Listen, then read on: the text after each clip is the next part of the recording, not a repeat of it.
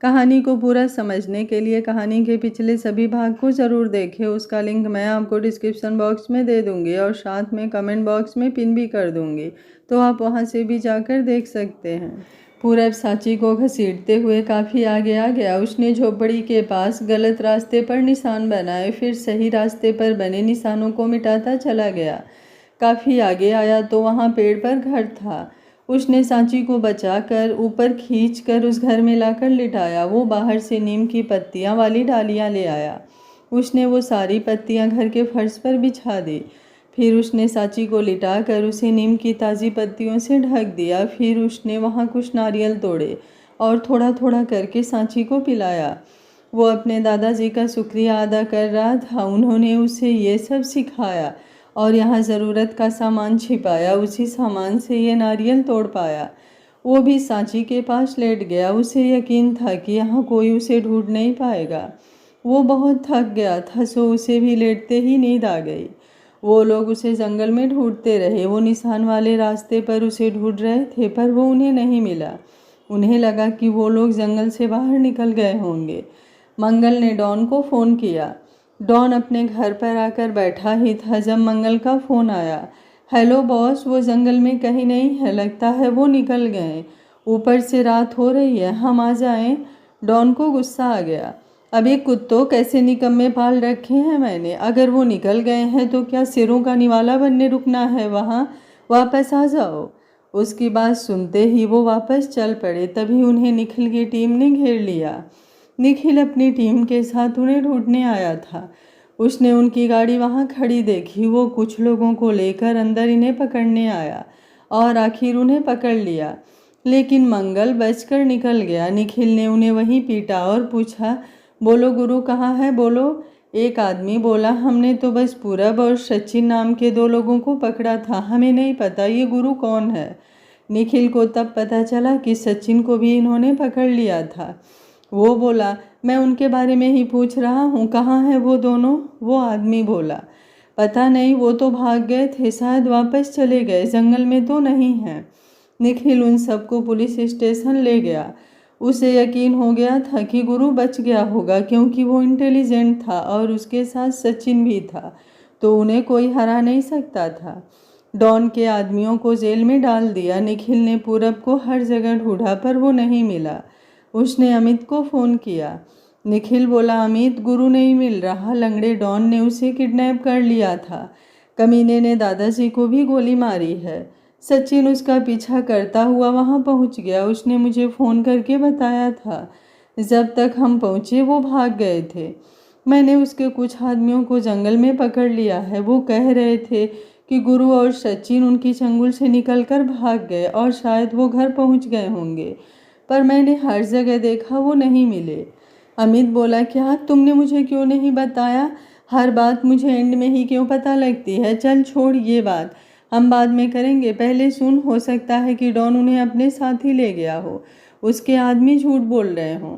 निखिल बोला, ये सब उस सूरज के कारण हुआ है, मैं उसके पास जा रहा हूँ, छोड़ूंगा नहीं उसे। उसे सूरज पर बहुत गुस्सा था। पूरब की डॉन से कोई दुश्मनी नहीं थी। वो तो एक बार डॉन ने सूरज की टांग में गोली मार दी थी। पूरब को बहुत गुस्सा आया। वो सूरज को हॉस्पिटल में छोड़कर खुद डॉन के पास गया और उसकी एक टांग तोड़ दी। अब डॉन उसी का बदला लेने आया था। निखिल सूरज के घर गया। उसने लिविंग रूम में जाते ही सूरज को आवाज़ दी, सूरज कहाँ है तू? क्या तेरा खून बिल्कुल पानी हो गया है? नीचे आ कमीने। उसने ऊपर को सूरज के कमरे की तरफ मुँह करके आवाज़ दी। सूरज अपने सफ़ेद कपड़ों में नीचे आया। सूरज बोला, क्यों चिल्ला रहे हो? ये मेरा घर है, कोई तुम्हारा थाना नहीं है जो ऐसे चिल्ला रहे हो। शोर सुनकर बब्बन और कुछ आदमी भी भागे आए, लेकिन सूरज ने उन्हें बाहर रुकने का इशारा किया। निखिल बोला, क्या तुम्हें पता नहीं कि गुरु को लंगड़ा डान उठा कर ले गया है? तुम इतने आराम से बैठ सकते हो कैसे? सूरज बोला, क्या लंगड़ा डॉन? ये कब हुआ? निखिल बोला, क्या तुम्हें पता नहीं कि गुरु को लंगड़ा डान उठा कर ले गया है? तुम इतने आराम से कैसे बैठ सकते हो? सूरज बोला, क्या लंगड़ा डॉन? कब हुआ ये? फिर उसे याद आया कि वो पूरब से नाराज था। वो बोला, अब मेरा उससे कोई लेना देना नहीं है। निखिल को उसकी बात पर गुस्सा आया। वो कुछ कहने लगा था कि तभी अमित अंदर आ गया और बोला, क्या तुम्हें पूरब से कुछ लेना देना नहीं? उस पूरब को जिसने तुम्हारे गोली लगने पर धरती आसमान एक कर दिया था, वही पूरब जिसने तुम्हारी जान के लिए सांची की भी परवाह नहीं की। पर तुम्हें क्या, तुमने कौन सा उसे देखा था, कैसे रो रहा था वो, ये देखो, कहकर उसने अपना फ़ोन उसकी तरफ बढ़ा दिया। उसने उस वक्त का वीडियो था जब सूरज को गोली लगी थी और पूरब उसे देखकर रो रहा था। सूरज ने वीडियो देखा, उसमें ये बेजान सा पड़ा था। पूरब उसे गले लगाकर चिल्लाते हुए बोल रहा था, कहाँ हो कमीनो, दम है तो अब आओ मेरे सामने कुत्तों। मेरे सूरज ने सफ़ेद के सिवा कोई रंग नहीं पहना था, कमीनों ने इसे लाल रंग रंग दिया। छोड़ूंगा नहीं तुम्हें, मेरे सूरज का कितना खून बहा दिया। वो रोते हुए ज़मीन पर गिरा, उसका खून अपने शरीर पर मल रहा था। उसकी हालत पागलों सी हो गई थी। डॉक्टरों ने उसे हटाकर हेलीकॉप्टर में डाला और उसका इलाज शुरू किया। पूरब घुटनों के बल बैठा ज़मीन पर से सूरज का खून इकट्ठा करके अपने बदन पर लगा रहा था। बब्बन को भी हेलीकॉप्टर में शिफ्ट कर दिया था। सिड ने पूरब के कंधे पर हाथ रखकर कहा, सर जल्दी चलिए, उन्हें हॉस्पिटल ले जाना है। पूरब ने उसकी तरफ देखा, फिर हेलीकॉप्टर की तरफ दौड़ लिया। उसकी हालत देखकर सिड को भी रोना आ गया। इतनी बड़ी एम्पायर का मालिक आज इस हाल में है। ये सब देखकर सूरज को भी रोना आ गया। वो आगे देखने लगा। उसने देखा कि पूरब डॉक्टर्स पर बरस पड़ा था। आप लोग ऐसे क्यों बैठ गए, इसका इलाज करो, इसे बचाते क्यों नहीं? डॉक्टर बोला, देखो पूरब, हमने इंजेक्शन दे दिया है, अभी हेलीकॉप्टर हिल रहा है तो हम गोली नहीं निकाल सकते, इससे फ़ायदे की जगह नुकसान होगा। तब पूरब उसका हाथ पकड़कर बैठ गया। उसने उसका हाथ अपने दिल पर रखा और बोला, सुन, ये धड़क रहा है ना, ये तेरा दिल है जो मेरे अंदर धड़क रहा है। ये बता रहा है कि तू ठीक है। देख, धोखा ना देना, हमने एक साथ बूढ़े होना है, अपने पोते पोतियों को खिलाना है। तू किए हुए वादे ऐसे नहीं तोड़ सकता। मैं तेरे बिना अपनी ज़िंदगी के बारे में सोच भी नहीं सकता। सुन रहा है तू? अमित और निखिल तेरा इंतज़ार कर रहे हैं। देख, तू सांची को बहन मानता है ना, तो अगर तूने हमें छोड़कर अपना वादा तोड़ा तो मैं भी तुझसे किया वादा तोड़ दूंगा। मैं सांची को तंग करूंगा, जीना मुश्किल कर दूंगा उसका। वीडियो वहीं बंद हो गया। ये सब देखकर सूरज फ़ोन को पकड़कर रो दिया। उसे खुद पर गुस्सा आ रहा था कि उसने पूरब पर, उसकी दोस्ती पर शक किया। वो रो ही रहा था कि फ़ोन पर अगला वीडियो चल पड़ा। सूरज वो वीडियो देखने लगा। ये उस दिन का क्लब का वीडियो था जिसके कारण उन दोनों की लड़ाई हुई थी। उसने वीडियो देखा। अब उसे किरण की भी सच्चाई पता चल गई थी। रात बहुत हो गई थी, पर इस वक्त पूरब को बचाना ज़्यादा ज़रूरी था। ये सोचते ही उसने बब्बन को बुलाया और निखिल के कंधे पर हाथ रखकर बोला, मैं उन कमीनों को छोड़ूंगा नहीं, कहकर वो अपने आदमियों को लेकर कार में बैठकर निकल पड़ा।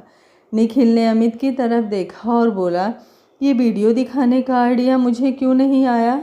अमित बोला, असल में तू पुलिस वाला है, सिर्फ कातिल को पकड़ता है और मैं वकील हूँ। मैं सबूत दिखाकर उसे गुनाहगार या बेगुनाह साबित करता हूँ, इसलिए सबूत लेकर आया। अब गुरु की फिक्र छोड़ दो, चलो दादाजी के पास चलते हैं, देखें अब कैसी तबीयत है उनकी। वो दोनों हॉस्पिटल की तरफ चल दिए।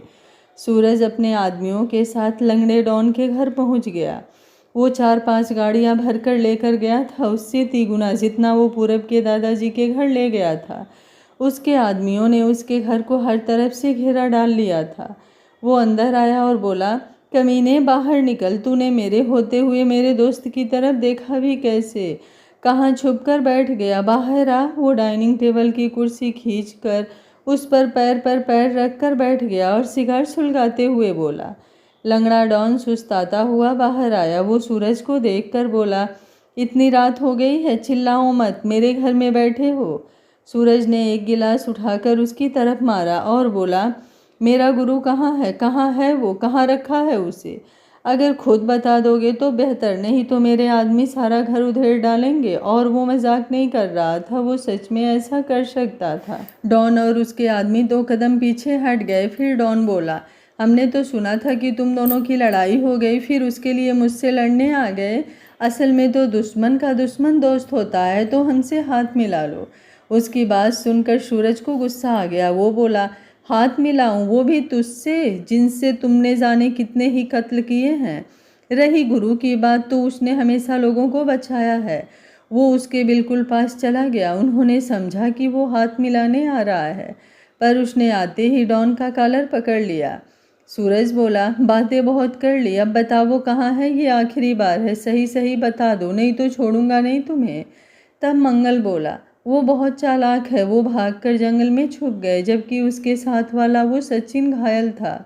सूरज सचिन का नाम सुनकर हैरान रह गया। वो बोला, वो उसके साथ था? मंगल बोला, वो वहाँ उसे बचाने आया था, पर वो पहले से घायल था।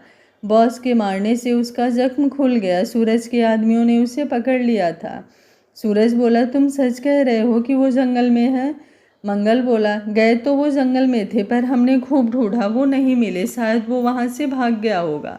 सूरज को उसकी बात पर यकीन नहीं हुआ। उसने अपने आदमियों को कहा, ले चलो इन सबको, मंगल और लंगड़े को अपने अड्डे पर, और इन सबको पुलिस स्टेशन निखिल को सौंप दो। कहकर उसने सिगार को मुंह में लेकर धुआं छोड़ा, फिर जाकर अपनी कार में बैठ गया और बोला, शहर के सारे हॉस्पिटल छान मारो, देखो वो शायद सचिन के साथ कहीं होगा। खुद वो पूरब को ढूंढने जंगल चल दिया। जितना वो पूरब को जानता था उतना निखिल और अमित नहीं जानते थे। उसे पता था कि पूरब बचपन से इस जंगल में अपने दादाजी के साथ घूमता रहा है और इसका चप्पा चप्पा जानता है। सूरज भी कई बार उसके साथ जंगल में अंदर गया था, तो उसे भी कुछ पता था। वो अंदर पहले उस झोपड़ी में गया, फिर वो उस पेड़ वाले घर के पास गया।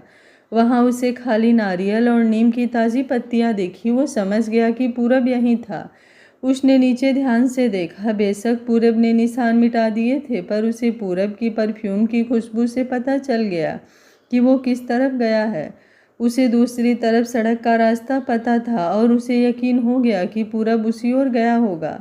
वो आगे बढ़ने लगा। एक जगह किसी ने उसके सिर पर कुछ मारने की कोशिश की, पर उसने घूमकर उसका हाथ पकड़ लिया। पूरब सारी रात नहीं सोया। वो जागकर सांची का ध्यान रखता रहा। वो हर घंटे में उसको हिला देता था और उसके होठ गीले कर देता था। बीच बीच में नारियल पानी पिलाता रहा। सुबह की पहली किरण की हल्की रोशनी में वो सांची को लेकर चल दिया। उसने सांची को फिर से लकड़ी के स्ट्रेचर पर डालकर घसीटते हुए लिए जा रहा था। अचानक उसे किसी के आने की आहट सुनाई दी। उसने सांची को साइड में छुपाया और खुद भी छुप गया।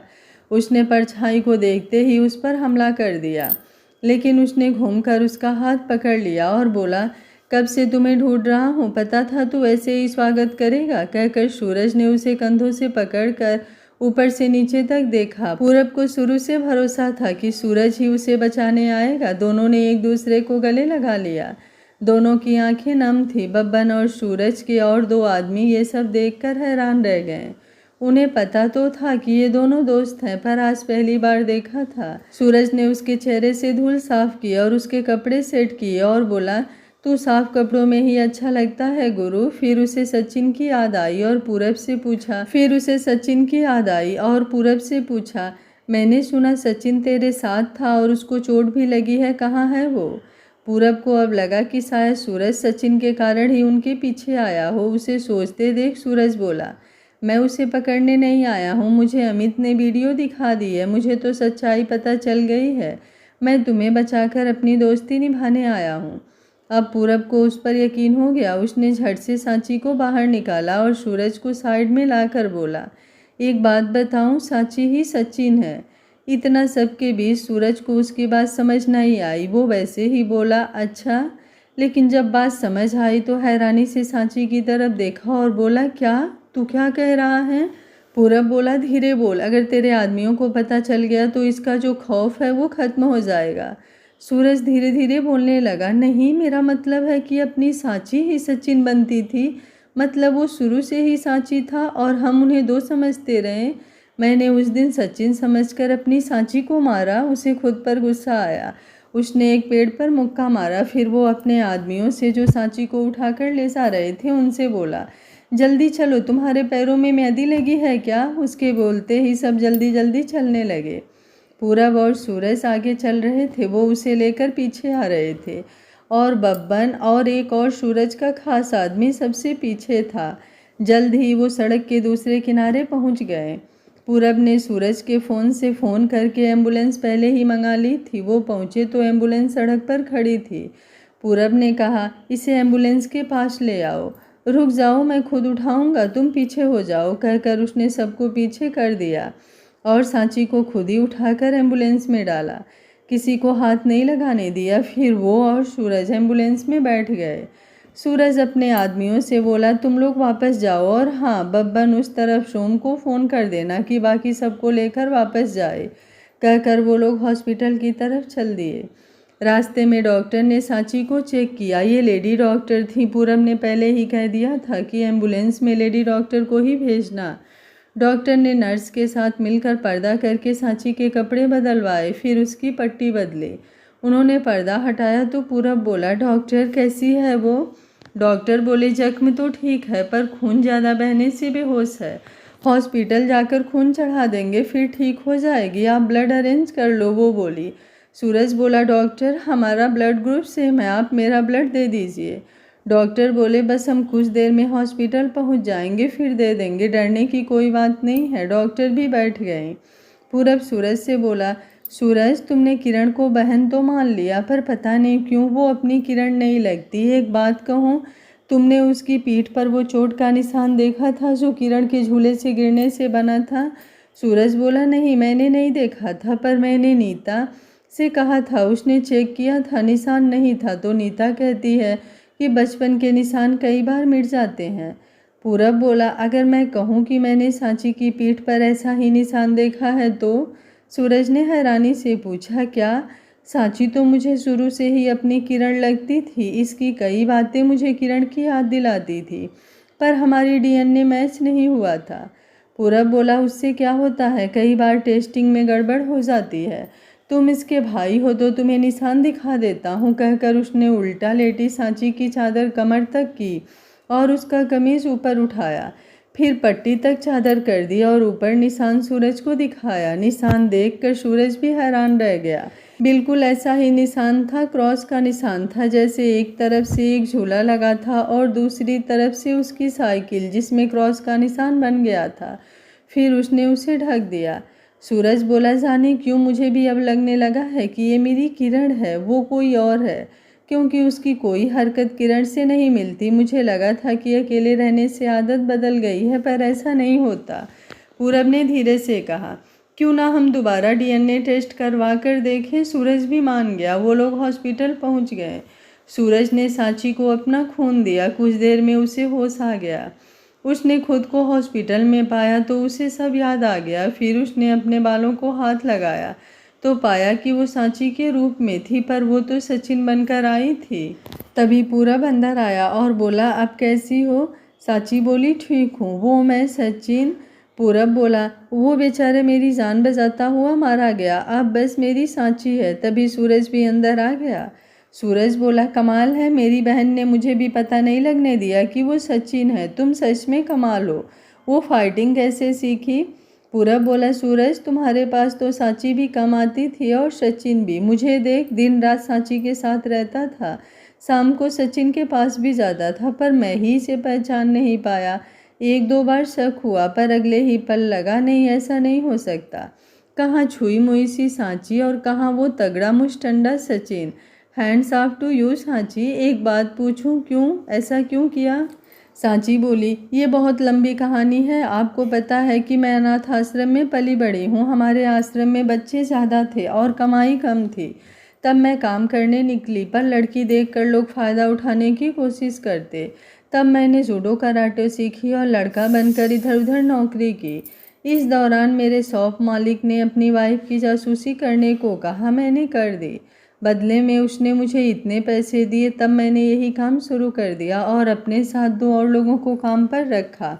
फिर सूरज भैया ने काम पर रख लिया। फिर आपने काम दे दिया। मेरा और आश्रम का तो गुजारा होने लगा था, लेकिन मेरे साथ जुड़े उन दोनों को कोई काम नहीं मिल रहा था, इसलिए मुझे सचिन बनकर रहना पड़ा। उसने जल्दी जल्दी सारी कहानी शॉर्ट में सुना दी। पूरब उसका हाथ पकड़कर बैठा था। वो बोला, तुम एक बार मुझे बताती तो सही, मैं उन दोनों को भी काम दे देता। सूरज बोला, अगर इससे नहीं कह सकती थी तो मुझसे कह देती, मैं ही रख लेता। वो प्यार से उसका सिर सहलाते हुए बोला। सांची बोली, भैया आप किरण के कारण इतने नाराज़ हो गए थे तो मैंने अपने आदमियों से उसकी जासूसी करवाई थी। वो आपकी बहन नहीं है, उसकी माँ और एक भाई भी हैं। मेरे फ़ोन में सारे सबूत थे पर वो उन्होंने तोड़ दिया। मैं सच कह रही हूँ, मैं आपको जल्द सबूत मंगवा दूंगी, उसने जोर देकर कहा। सूरज बोला, मुझे तुम पर विश्वास है, तुम सच ही कह रही होगी। पूरब बोला, अच्छा अब रेस्ट कर लो, कहकर उसने उसकी चादर उसको उड़ाई। उन्होंने सूरज और सांची के सैंपल डीएनए टेस्ट के लिए दे दिए थे। अमित ने सूरज को फ़ोन किया। सूरज ने फ़ोन उठा लिया। हेलो अमित, सॉरी, मैं इनके मिलने की खुशी में फ़ोन करना भूल ही गया था। हाँ, गुरु मिल गया था, सांची भी उसके साथ ही थी। वो उसका पीछा करते हुए वहाँ पहुँच गई थी। गुरु तो एकदम ठीक है, बस सांची को चोट बिगड़ गई है, इसलिए हॉस्पिटल में है। वैसे वो अब ठीक है। गुरु के दादाजी कैसे हैं? अमित बोला, शुक्र है सब ठीक है। मुझे तो लगा था कि दादाजी हैं ही नहीं, लेकिन जब हॉस्पिटल पहुंचे तो दादाजी की सांसें चल रही थी। डॉक्टर ने गोली निकालकर उनका ट्रीटमेंट शुरू किया और दादाजी अभी ठीक हैं, डेंजर से बाहर हैं। गुरु से बात करवा दो। सूरज ने पूरब को फ़ोन पकड़ा दिया। पूरब बोला, हेलो सचिन। अमित बोला, और सुनाओ गुरु, सब ठीक है? पूरब बोला, हाँ सब ठीक है, सांची अब ठीक है, हम लोग शाम तक घर आ जाएंगे। फिर कुछ देर बात करके उसने फ़ोन बंद कर दिया। वो लोग शाम को वापस आ गए। सांची और पूरब को घर छोड़कर सूरज घर वापस आ गया। सूरज किरण के मामले में जल्दी नहीं करना चाहता था, इसलिए उसने किरण से कुछ नहीं कहा। किरण बोली, भैया आप कहाँ गए थे? सूरज बहुत दिनों बाद आज बाहर गया था और खुश भी था, इसलिए किरण ने उससे पूछा। सूरज बोला, क्या बात है, मैं काम करने नहीं जा सकता? उसने पलट कर पूछा और बिना रुके अपने कमरे में चला गया। पूरब ने सांची को बेड पर आराम से लिटाया और बोला, अब तुम आराम करो, मैं दादाजी को देखने जा रहा हूँ। अच्छा, वो अपने दोनों चेलों को कह देना मुझसे मिल लेंगे, काम पर लगवा दूंगा, कहकर वो चला गया। उसने कुमार को समझाया, सांची आराम कर रही है, उसका ध्यान रखना, मैं अभी आता हूँ, कहकर वो बाहर निकल गया। सांची ने सचिन बनकर पिंक को फ़ोन किया। हेलो पिंक, अब मैं तो वहाँ काम नहीं कर सकता, तो मुझे तुम्हारी चिंता हो रही थी, तो मैंने बॉस से बात की थी, वो तुम दोनों को काम देंगे। तुम ऐसा करना, कल बॉस के पास आ जाना और एलो को भी ले आना। ऐसा करना, वो किरण के सबूत भी लेकर आना। पिंक बोला, तू हमेशा हमारा कितना ध्यान रखती है, मैं एलो को लेकर कल क्लब आ जाऊंगा। सांची उसी तरह भारी आवाज़ में बोली, ओके मैं चलता हूँ, तुम अपना ख्याल रखना, कहकर उसने फ़ोन बंद कर दिया। फ़ोन रखकर सांची आराम से लेट गई। आज वो बहुत हल्का महसूस कर रही थी। उसे पता नहीं था कि ये सब इतनी आसानी से हो जाएगा। पूरब और सूरज को उसके सचिन होने की सच्चाई एक साथ पता चल जाएगी। जब से रीमा, उसका मतलब सचिन का सामान यहाँ ले आई थी और उसने उसे अपनी अलमारी में छुपा कर रखा था, तब से वो दिन रात इसी बात से डरती थी कि अगर वो सामान पूरब के हाथ लग गया तो वो कैसे रिएक्ट करेगा और क्या वो उसे छोड़ देगा। पूरब जब भी कमरे में होता उसकी सांस हलक में रहती कि कहीं ये अलमारी ना खोल ले। और आज जब उसे पता चल गया तो कुछ भी नहीं हुआ। पूरब ने उसे कितने आराम से लिया, वो यूं ही घबराए जा रही थी। पूरब हॉस्पिटल में दादाजी को मिलने गया। उसे देखते ही डॉक्टर वहां आ गए। पूरब ने डॉक्टरों से पूछा, अब कैसी तबीयत है? डॉक्टर बोले, गोली निकाल दी थी, आउट ऑफ डेंजर है, बस उम्र के कारण इन्हें कुछ दिन यहीं रखना होगा। उनसे बात करके पूरब अंदर दादाजी के पास गया। निखिल वहीं उनके पास बैठा था। पूरब को देखकर वो उसके पास भागा आया और उसे गले लगाकर बोला, शुक्र है भगवान का तुम ठीक हो, मेरी तो जान ही निकल गई थी, मुझे पता था तुझे सिर्फ सूरज ही बचा सकता है। तब मैंने और अमित ने जाकर उस सूरज की क्लास लगाई, तब वो तुम्हें बचाने गया, तुम्हें मिला था, अब तुम दोनों में सब ठीक हो गया। पूरब बोला, हाँ वो आ गया था, बस तो मैं पहले ही गया था, उन लोगों को चकमा देकर जंगल में छुप गए थे हम, इसे वो जगह पता थी, सो ये वहाँ पहुँच गया और हमें बचा लाया। निखिल बोला, सचिन कैसा है, इसने उसे कुछ कहा तो नहीं? पूरब बोला, वो ठीक है, मैं दादाजी से मिल आऊँ फिर सारी बात बताता हूँ, कहकर वो दादाजी से मिलने अंदर चला गया। दादाजी आराम से सो रहे थे। वो उनके पास गया और उनके चरण छूकर वापस निखिल के पास आ गया। निखिल ने काफ़ी मंगा ली थी। पूरब ने काफ़ी पीते हुए कहा, अपनी काफ़ी साइड पर रख, तुझे एक बात बतानी है। निखिल बोला, ऐसे ही बता दे, काफ़ी साइड में रखने की क्या ज़रूरत है, कहते हुए वो कॉफ़ी पीने लगा। पूरब बोला, सचिन लड़का नहीं लड़की है, कहकर वो निखिल से परे हट गया। निखिल के मुंह में काफ़ी थी। उसने ज़ोर से पिचकारी मारी और बोला, क्या दिमाग ठीक है? वो मुंह साफ करते हुए बोला। पूरब बोला, मैंने पहले ही कहा था कि कॉफ़ी साइड पर रख दो, मुझे पता था तुम यही करोगे। निखिल बोला, नहीं तुम ये कह क्या रहे थे? सचिन लड़की है, वो लड़की हो ही नहीं सकता। उसने मेरे साथ मिशन किया है, वो इतना लड़ा, मैं नहीं मानता किसी और को उल्लू बनाना। पूरब बोला, एक और झटका दूं? वो कोई और नहीं, मेरी सांची है, जो हमारे बीच सचिन बनकर फिरती रही और हमें पता भी नहीं चला। उसकी बात सुनकर तो निखिल सदमे में ही पड़ गया था। निखिल बोला, नहीं यार तू झूठ बोल रहा है, वो लड़की हो ही नहीं सकती और सांची तो बिल्कुल नहीं हो सकती। कहाँ वो नाजुक सी सांची भाभी और कहाँ वो हम सबको चकमा देने वाला बाइकर सचिन। याद है जब उसने हम चारों को चकमा दे दिया था? पूरब बोला, मैं भी ना मानता अगर अपनी आंखों से ना देखा होता तो। मैं सचिन को जंगल में ले गया, उसकी पीठ से खून रिस रहा था। मैंने चेक करने के लिए कमीज उठाया तो जख्म देखकर हैरान रह गया कि सांची के पास भी सेम जख्म है। कमीज थोड़ा और ऊपर किया तो पता चला कि ये मेरी सांची है। निखिल बोला, यार सच में कमाल है, 1 साल से ज़्यादा हो गया और हमें पता ही नहीं चला। हम एक से एक धुरंधर हैं, मैं पुलिस वाला, मुझे भी पता नहीं चला। हम खुद को इतना होशियार समझते हैं, उल्टा सबसे गए गुजरे हैं जो हमें पता ही नहीं चला। दोनों काफ़ी देर इसी बात पर बातें करते रहे।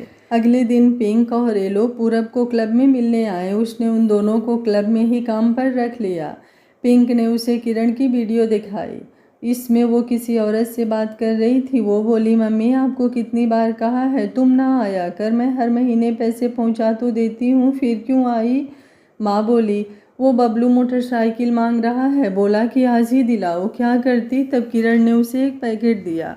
पूरब बोला, तुम दोनों के लिए सबसे पहला काम किरण की मम्मी और उसके भाई को पकड़ कर ले आओ। कर लोगे? और लोग चाहिए तो मैं भेज देता हूँ।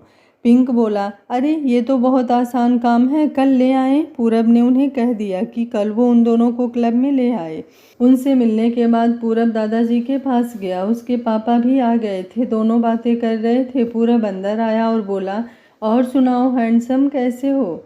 दादाजी बोले, हमेशा की तरह हैंडसम। वो हंसते हुए बोले। पूरब के पापा बोले, मुझे पता होता ये सब हो जाएगा तो मैं ट्रिप पर जाता ही नहीं। दादाजी बोले, अरे तू होता तो वो तुझे भी गोली मार देते, गोली किसी को नहीं पहचानती, वो लोग किसी की सुन ही नहीं रहे थे। वो उस वक्त को याद करते हुए बोले। अगले दिन निखिल, अमित, सूरज और पूरब पहले की तरह स्टार नाइट बार में मिले। वो लोग इतने दिन बाद इकट्ठे होकर खुश हो रहे थे। पूरब ने इन्हें यहाँ इसलिए बुलाया था क्योंकि पिंक और एलो यहाँ किरण की मम्मी और भाई को लाने वाले थे।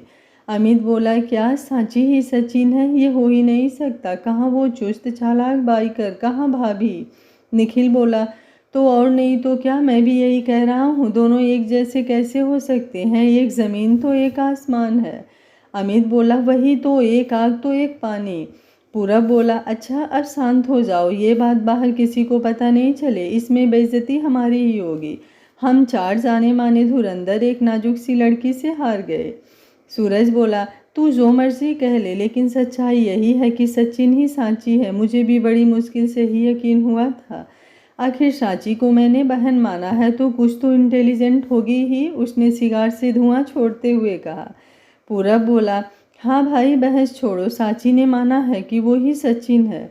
वो कहने लगा तभी पिंक और एलो किरण के माँ और भाई को लेकर आ गए। उनके हाथ और मुंह बंधे थे। ये चारों दूसरे कमरे में थे, यहाँ से ये उन्हें देख सकते थे पर वो इन्हें नहीं देख सकता था। पूरब ने अपने घुघराले बालों में हाथ फेरते हुए उन तीनों को बताया, तुम तीनों सांची को छोड़ो और यहाँ ध्यान दो, हमारे बीच 2 नए मेहमान आए हैं। रुको, मैं पहले तुम दोनों को उनके बारे में बता दूं। वो काली शर्ट वाला पंकज है यानी पिंक, और दूसरा एलो यानी पीतंबर। ये दोनों सचिन के साथ काम करते थे। सचिन के कहने पर मैंने इन्हें क्लब में रख लिया। फिर उसने फ़ोन करके पंकज से कहा, पंकज उनका इंट्रोडक्शन दो। फ़ोन सुनकर पंकज बोला, ये दोनों अपना परिचय खुद ही देंगे। फिर किरण के भाई से बोला, बुलाओ, अब बुलाओ अपनी बहन को, कह रहा था कि वो बहुत बड़े घर की बेटी है। बबलू बोला, हाँ मेरी बहन बहुत बड़े घर की बेटी है, अभी फ़ोन करके बुलाता हूँ। तुम मुझे कहाँ ले आए हो और क्यों? जैसे ही येलो ने उसका मुंह खोला तो वो बोला, एलो ने उसे फ़ोन दे दिया। उसने किरण को फ़ोन लगाया। वो चारों बैठे उन्हें ही देख रहे थे। किरण के फ़ोन उठाते ही वो बोला, दीदी हमें 2 लोग उठा कर ले आए हैं, हमें बचाओ। किरण बोली, कहाँ हो तुम, कौन है वो और क्या चाहते हैं? येलो बोला, 20 लाख, दोनों का 10-10 लाख लेकर स्टार नाइट बार में आ जाओ। उसने यूं ही कह दिया। किरण बोली, तुम इन्हें कुछ मत करना, मैं अभी आती हूँ। 20 लाख उसके लिए मामूली रकम थी। उसने जल्दी से पैसे उठाए और बार की तरफ चल दी। वो सभी किरण का इंतज़ार कर रहे थे, तभी वो आ गई। पिंक से किरण को गन के पॉइंट पर कमरे में ले आया। किरण उन्हें देखकर उनसे लिपट गई। पंकज बोला, अरे तू तो किरण है, सूरज डॉन की बहन। किरण बोली, हाँ मैं उनकी बहन हूँ। पंकज बोला, ये दोनों कौन हैं? सूरज डॉन ने ही तो हमें इन्हें मारने को कहा है। अगर ये तेरे कोई नहीं है तो इन्हें मार देते हैं। सूरज का नाम सुनकर किरण घबरा गई। वो बोली, इन्होंने मुझे पाला है, इसलिए इनके लिए आई हूँ। पिंक बोला, हमें ये सब नहीं पता, हमें तो इन्हें मारने का हुक्म है। अगर तुम बीच में आओगी तो हमें डॉन को बुलाना पड़ेगा। हमें क्या पता था, वो तो ये बोला इसकी बहन पैसे वाली है, तो हमने यूं ही मांग लिए। तुम वापस जाओ, वो इन्हें गोली मार दो, बाकी डॉन संभाल लेंगे। किरण पैसे रख कर जाने लगी तो वो घबरा गए। उसकी मम्मी बोली, नहीं मैं उसकी सगी मम्मी हूँ और ये उसका भाई है। इसने उसके पैसों के लिए ये सब नाटक किया। वो ज़ोर ज़ोर से रोने लगे। बबलू बोला, दीदी ऐसा मत करो, हमें छोड़कर मत जाओ, ये लोग हमें मार डालेंगे। किरण बोली, मैं तुम लोगों के लिए अपने असली घर वाले को नहीं छोड़ सकती, मैं जा रही हूँ, इनका जो करना है कर लो। उसकी मम्मी बोली, बेटी तू मेरी अपनी बेटी है, मैंने तुझे 9 महीने पेट में रखा, अकेले तेरा पालन पोषण किया और आज तू पैसों के लिए हमें मरने के लिए छोड़ रही है। तभी दूसरे कमरों से वो चारों आ गए। किरण हैरानी से उन्हें देखने लगी। वो उन्हें साथ देखकर बुरी तरह से घबरा गई। एलो ने उन्हें उसकी बचपन की फ़ोटो दी जो उन्होंने उसकी मम्मी से ली थी। सूरज फ़ोटो देखते ही बोला, तुम हमारी किरण हो, अभी भी सच बता दो, नहीं तो तुम अंजाम सोच भी नहीं सकती। किरण ने रोते हुए कहा, नहीं मैं आपकी बहन नहीं हूँ। मैंने हॉस्पिटल में आप दोनों की बातें सुन ली थी। आप कह रहे थे कि आपने सांची के साथ डीएनए टेस्ट करवाया है। मैंने सांची के सैंपल की जगह अपना रख दिया और रिजल्ट नेगेटिव आया। फिर मैंने आपकी किरण होने का नाटक किया। फिर जब मैंने हम दोनों का टेस्ट हुआ तो जाने क्यों मुझे लगा था कि सांची आपकी सगी बहन है। सो मैंने अपनी जगह उसका सैंपल रख दिया और वो मैच भी हो गया। हर गरीब लड़की के बड़े घर में रहने की ख्वाहिश होती है, मेरी भी थी, पर सबको मौका नहीं मिलता। मुझे मिला तो मैं ये मौका कैसे छोड़ देती। सूरज बोला, तुम जानती भी हो तुमने कितनी बड़ी गलती की है। तुमने हमारे जज्बात के साथ खिलवाड़ किया। तुम्हें मैं छोड़ूंगा नहीं। अरे पैसे चाहिए था तो मांग लेती, मैं दे देता, पर तुमने जो किया वो गुनाह है। तुमने मुझे, मेरी फैमिली को धोखा दिया। किरण बोली, मुझे माफ़ कर दो, पर मुझे घर से ना निकालो। वो नीचे गिरकर भी मिन्नतें करने लगी, लेकिन सूरज ने गुस्से से निखिल को इशारा किया। तब निखिल के आदमी उसे पकड़कर पुलिस स्टेशन ले गए, उस पर धोखाधड़ी का केस किया। उसके बाद वो लोग वहीं बार में बैठे सूरज को समझाते रहे। सूरज बहुत दुखी था, इसलिए पिए जा रहा था। उसने धक्के से पूरब को भी शराब पिला दी। उसने ज़िंदगी में कभी शराब नहीं पी थी। पूरब ने उसे समझाया, सूरज अच्छा है, जल्दी ही पता चल गया, और देर होती तो तकलीफ भी ज़्यादा होती। तूने एक बात नोट की, वो कह रही थी कि उसने सांची के सैंपल डीएनए टेस्ट के लिए और वो सही निकले। इसका मतलब समझते हो? सूरज खुश होकर बोला, हाँ मैं तो भूल ही गया, सच में सांची मेरी सगी बहन है। मुझे पहले ही लगता था। गुरु चलो सांची के पास चलते हैं, वो नशे में बोला। पूरब लड़खड़ाते हुए सूरज को लेकर जाने लगा तो सूरज बोला, रुको गुरु, मैंने बहुत पी ली है, कल उसकी रिपोर्ट आने वाली है। ऐसा करते हैं कि तुम घर पर रहना, कल मैं रिपोर्ट लेकर आ जाऊंगा, फिर अपनी खुशी मनाएंगे। पूरब बोला, ठीक है, मैं कल वेट करूंगा। अच्छा अब तुम घर जाओ, कल मिलते हैं। फिर वो निखिल से बोला, निखिल तुम इसे घर छोड़ देना, मुझे घर जल्दी जाना है, वो सांची बीमार है ना, कहकर वो चला गया। वो घर गया तो उसने सांची के पास जाकर उसे गले से लगा लिया। उसे खुशी हो रही थी कि कल ये अपने असली पेरेंट्स को मिलेगी। ये सोचकर उसने उसे गले लगा लिया। सांची को कुछ समझ नहीं आ रहा था। पूरब तो कभी पीता नहीं, आज इसने भी पी रखी है, पर उसके पकड़ने के ढंग से उसे महसूस हुआ कि ये बहुत खुश है। तो सांची ने भी उसे गले से लगा लिया। पूरब बोला, सांची सॉरी, आज वो किरण की सच्चाई सबके सामने आई तो सूरज दुखी था तो उसने मुझे भी पिला दी। सांची बोली, आगे से ना पीना, तुम संभाल नहीं पाते, कहकर उसने पूरब को बिठाया, पर वो उसे छोड़ ही नहीं रहा था। फिर वो उसे गले से लगाकर सो गया। अगले दिन पूरब कंपनी नहीं गया, वो घर पर ही सूरज का वेट करने लगा। उसे हॉस्पिटल से फ़ोन आया। उसने फ़ोन उठाया। पूरब, आज पापा की छुट्टी हो गई है, तुम आना मत, हम खुद ही आ जाएंगे। पूरब बोला, ठीक है पापा, मैं नहीं आऊँगा, मैं सीट को भेज दूँगा। फ़ोन बंद करके उसने सीट को फ़ोन किया। हेलो सीट, हॉस्पिटल से दादाजी की छुट्टी हो गई है, जाकर उन्हें घर ले आना। सीट ने हमेशा की तरह ओके सर कहकर फ़ोन बंद कर दिया। पूरब ने कुमार को बुलाया और सबके लिए खाना बनाने के लिए कहा। फिर वो सांची के पास आया और बड़े प्यार से जगाया। सांची उठो। सांची उठकर बैठ गई। सांची बोली, सॉरी, नींद नहीं खुली। पूरब बोला, वो आज दादाजी घर आ रहे हैं इसलिए जगाना पड़ा। सांची बोली, क्या दादाजी आ रहे हैं, मैं अभी तैयार होती हूँ, कहकर वो उठकर वॉशरूम में जाने लगी। पूरब ने उसका हाथ पकड़कर अपनी तरफ खींच लिया और सीधे से उसके कान में बोला, तुमको चोट लगी है, मैं साथ चलूँ, मैं तुम्हारी नहाने में हेल्प कर दूँ। सांची ने हल्के से उसे धकेलते हुए कहा, आप भी ना, और भागकर वॉशरूम में चली गई। पूरब बाहर बैठा मुस्कुरा रहा था। पूरब ने डेकोरेशन वाले को फ़ोन करके घर में सजावट करने के लिए बुलाया। उन लोगों ने आकर घर को खूब अच्छे से सजाया। तभी सूरज को फ़ोन आया, मैंने रिपोर्ट ले ली है, पॉजिटिव है, सांची सच में मेरी बहन है, उसने खुश होते हुए बताया। पूरब बोला, मैंने अभी उसे कुछ नहीं बताया है, तुम आ जाना, आज दादाजी भी घर आ रहे हैं, अगर हो सके तो अपने दादा को भी ले आना, सुना है उनमें भी लड़ाई हो गई थी, इसी बहाने सुलह भी हो जाएगी। सांची नीचे आई तो सजावट देखकर हैरान रह गई। उसे लगा कि ये सब दादाजी के आने की खुशी में की हुई है। वो आकर लिविंग रूम में बैठ गई। कुछ देर में सीट दादाजी और पापा के साथ आ गया। सांची उनसे मिलकर रो पड़ी। वो बोली, दादाजी मैं भी बीमार थी, आपको देखने आ नहीं पाई, सॉरी। तभी बाहर ढोल बजने लगा। दादाजी को छोड़कर सब बाहर आ गए। सांची देखकर हैरान रह गई कि बाहर सूरज, उसकी मम्मी, दादाजी और आश्रम के सारे लोगों के अलावा निखिल, अमित और रीमा भी आए थे। साथ में ढोल बजाने वाला था। ऐसा लग रहा था मानो बारात आई है। सभी पूरब, उसके पापा और सांची से मिले, फिर अंदर आ गए। सांची को अब भी लग रहा था कि वो दादाजी से मिलने आए हैं। सूरज के दादाजी पूरब के दादाजी के पास आए और गले मिलकर बोले, तुझे हर काम मुझसे पहले करना होता है। अपने पोते की शादी मेरे पोते की शादी से पहले कर दी। अब मरने भी मुझसे पहले जा रहा था, ऐसे नहीं चलेगा। अगर मैं नाराज़ था तो मनाने तो आता। उनकी आंखें नम थी। पूरब के दादाजी बोले, अरे मैं इतनी आसानी से नहीं मरता, तुझे तो साथ लेकर जाऊंगा। सूरज की मम्मी बोली, अंकल जी ऐसी बातें क्यों करते हो, हम लोग तो आपके सहारे ही जी रहे हैं, ऐसी बात मत किया कीजिए। तब सूरज के इशारा करने पर निखिल और अमित खड़े हुए। निखिल बोले, हमारे गुरु के दादाजी यानी हम सब के दादाजी को बहुत बहुत बधाई कि वो ठीक होकर घर आ गए।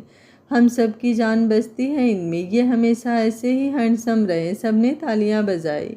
फिर अमित बोला, मेरी तरफ से भी दादाजी को बधाई और उनका बहुत बहुत स्वागत, भगवान उनकी उम्र और लंबी करे। उसके बाद सूरज आगे आया। आज भी उसने सफ़ेद कपड़े पहने थे। वो पहले से भी ज़्यादा चमक रहा था।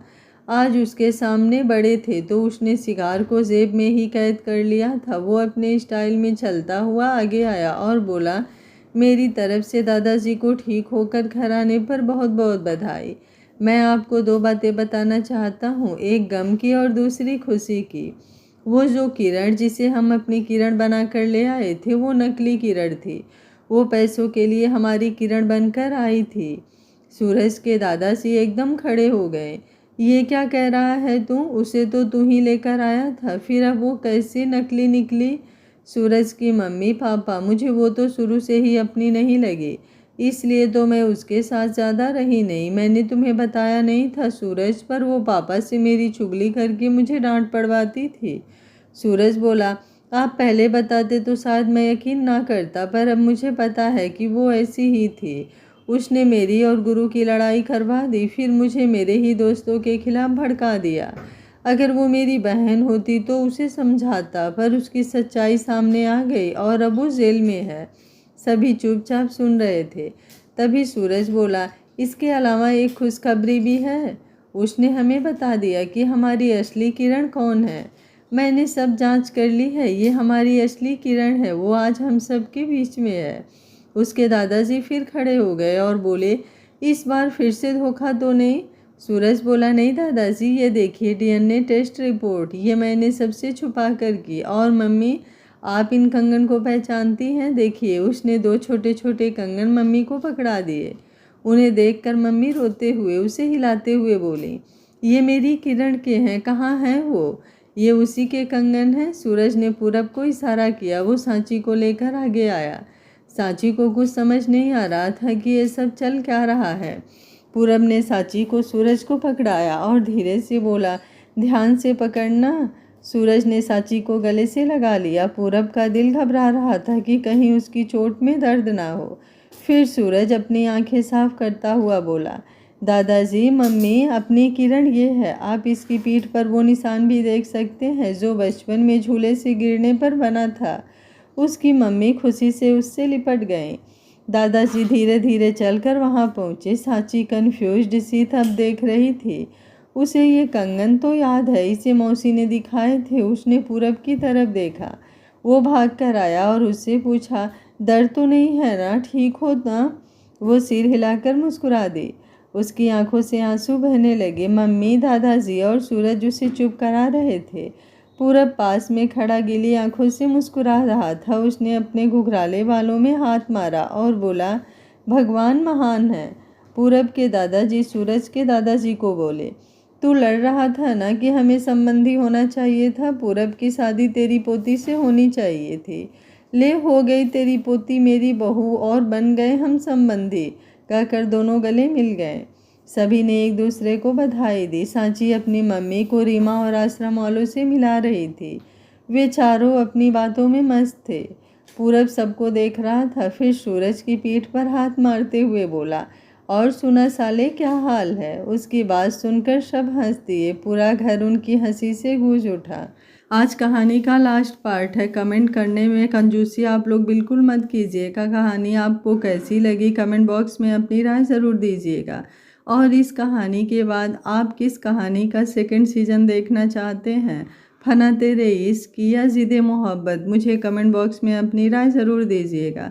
जिस कहानी के ज़्यादा कमेंट आएंगे मैं उस कहानी को इस कहानी के बाद लेकर आऊँगी। उम्मीद करती हूँ आप लोगों ने कहानी को एंजॉय किया होगा। वीडियो पसंद आ रहा है तो लाइक, शेयर एंड चैनल को सब्सक्राइब कर लीजिएगा। Thank you for watching. मिलते हैं कहानी के अगले भाग में।